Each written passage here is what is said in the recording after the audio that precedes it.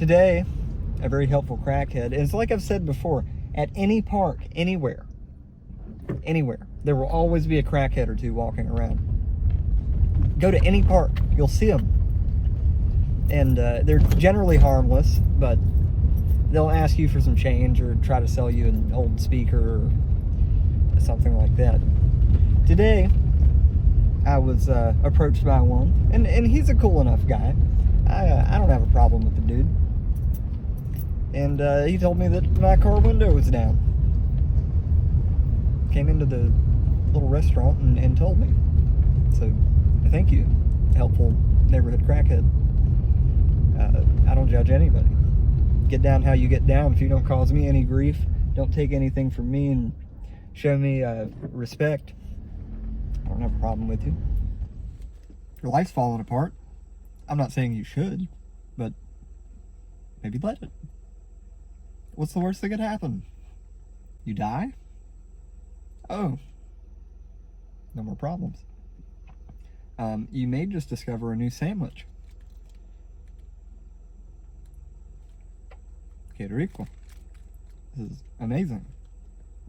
It's almost like barbecued beef. It's got like a barbecue vibe to it, but it's not coleslaw. It's just like fresh cabbage on a toasted bun.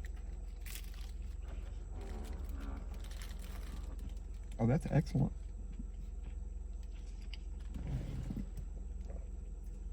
Oh, local spots. Little hole in the wall. I didn't even see it until today. And it's excellent. Spectacular. Maybe things aren't so bad. You see, we as human beings are experts at putting our best foot forward. If you're using any kind of a dating app, I want to give you some general advice. I made this up. It's the 20/20 rule. They're going to be about 20% less attractive than they are in their photos, and they might be 20 pounds heavier. This applies broadly to both men and women, so I'm not singling anybody out or picking on anyone here. Don't think that. Now, that having been said, we have adapted as a species, okay, to highlight and put forward only the great parts of our personalities and only our good side. And we elect to ignore entirely exactly how rotten we are. But I'm tired of trying to pretend to be something that I'm not, or to act like I'm somehow morally superior to any of my fellow human beings. I'm over it. I'm just absolutely rotten as sin. And perhaps irredeemably.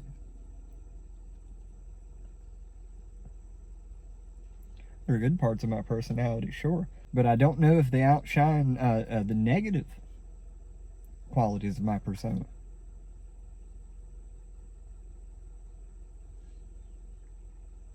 Perhaps they're equally balanced.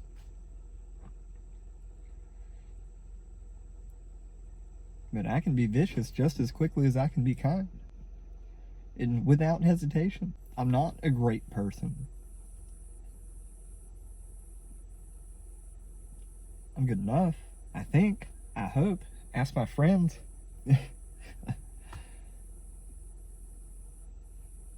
But no, when we get right down to it, there's always, deep in the folds, a little bit of moldy lint that can never quite be scrubbed out. The Jewish people call this the Yetzer Hara, or the wayward spirit, and they don't see it as a bad thing,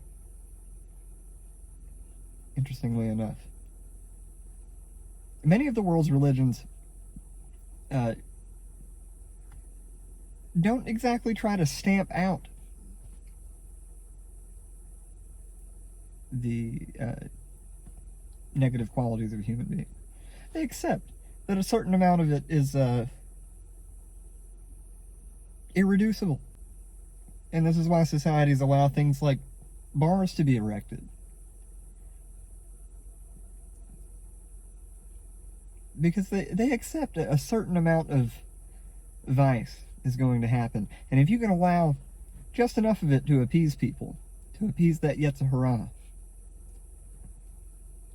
then a society tends to be more peaceful. Everybody knows that prohibition doesn't work. Anyway, back to the sandwich. How am I treated here?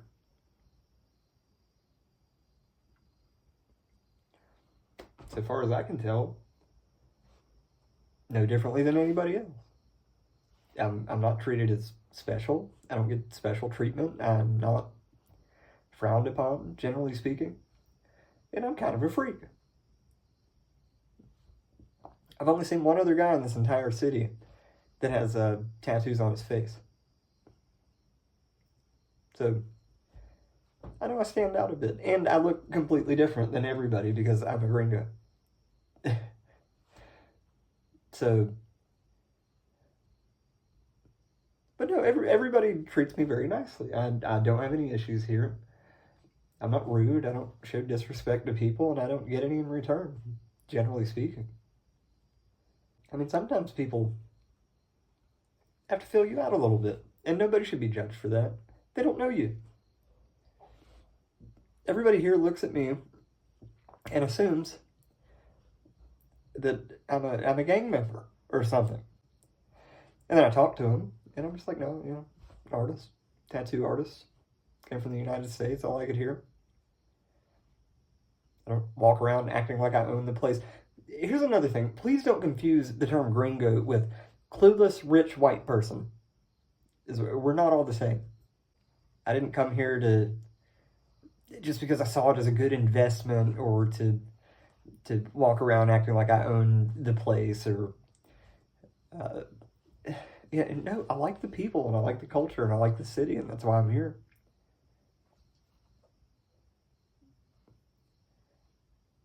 I came here to immerse myself in and assimilate to this culture because I think that it is superior to the one that I left. Otherwise, I wouldn't be here. But no, nobody treats me any differently. Every once in a while, you encounter somebody who's having a bad day or just doesn't like your face. Sure, you're going to have that anywhere you go in the world. That's another thing I want to point out. I have seen, in all the time I've been here, I've not seen anybody speeding. I've not seen anybody littering. I've not seen anybody rushing around with a sour expression. I love that about this culture. Everybody kind of takes it easy. Tranquilo aquí. I haven't seen anybody get upset, really, for the most part. I haven't seen any fights. I've seen a couple of confrontations.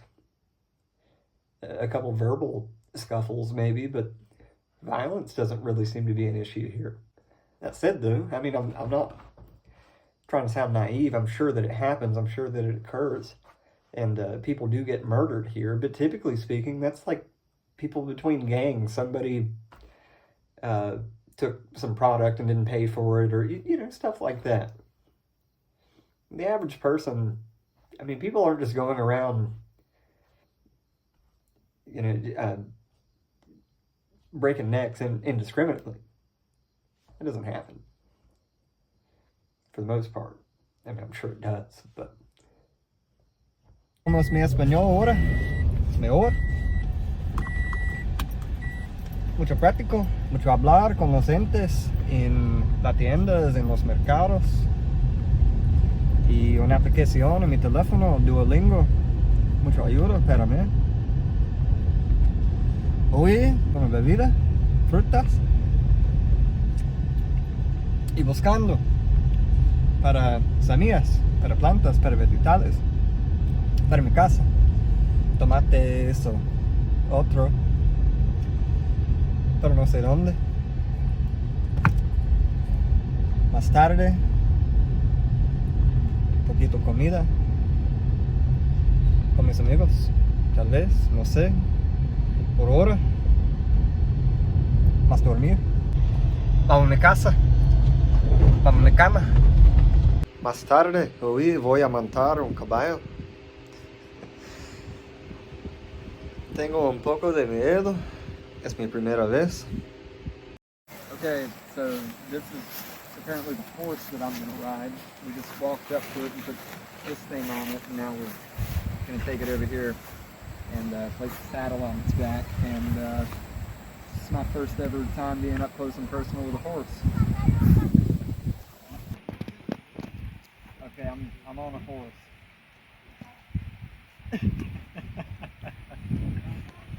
My first time doing this, never done that before. How do I encourage it to move forward? Stop it.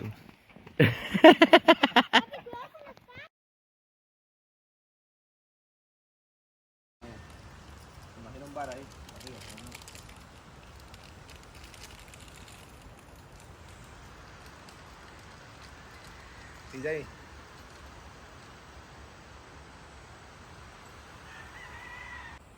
Sí. Y la raíz lo tiene como agarrado ya el rótulo y ya no quería. So I'm here at this farm, and there's this extremely old tree here. And this gentleman owns the farm, has been kind enough to show me around. And the tree has a name. The name is Higaron. It's a named tree. I don't know how old it is. Amigo, ¿cuántos años?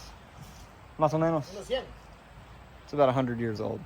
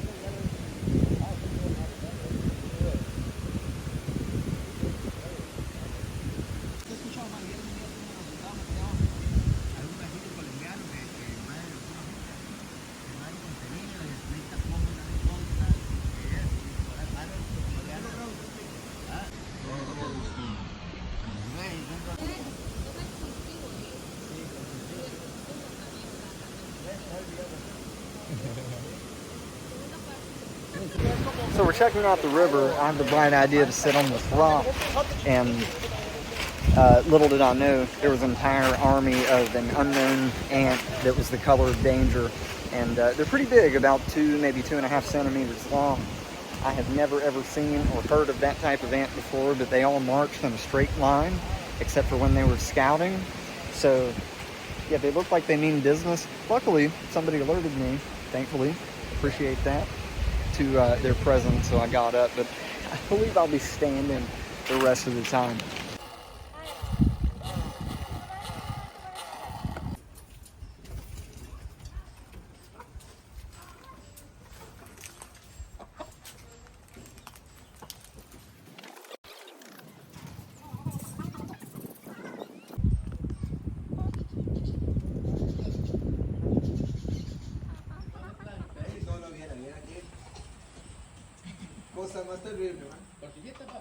Okay, so obviously that was freaking cool.